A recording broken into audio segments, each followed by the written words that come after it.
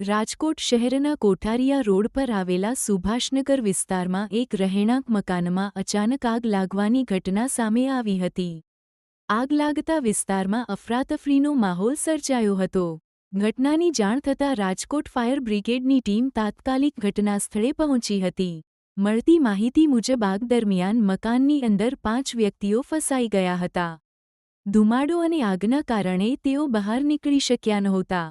જો કે ફાયર બ્રિગેડના જવાનોએ સમયસર બચાવ કામગીરી હાથ ધરી હતી અને તમામ 5 વ્યક્તિઓને સુરક્ષિત રીતે બહાર કાઢ્યા હતા.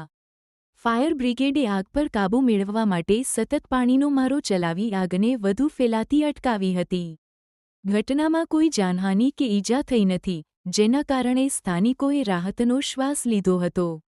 આગ લાગવાનું ચોક્કસ કારણ હજુ સુધી સામે આવ્યું નથી. ફાયર વિભાગ દ્વારા પ્રાથમિક તપાસ શરૂ કરવામાં આવી છે અને આગના કારણ અંગે વધુ તપાસ હાથ ધરવામાં આવી રહી છે. સમયસર પહોંચેલી ફાયર બ્રિગેડની કામગીરીને કારણે મોટી દુર્ઘટના ટળી હતી. હાલ સ્થિતિ સંપૂર્ણપણે નિયંત્રણમાં છે અને અધિકારીઓ દ્વારા સમગ્ર ઘટનાની તપાસ કરવામાં આવી રહી છે.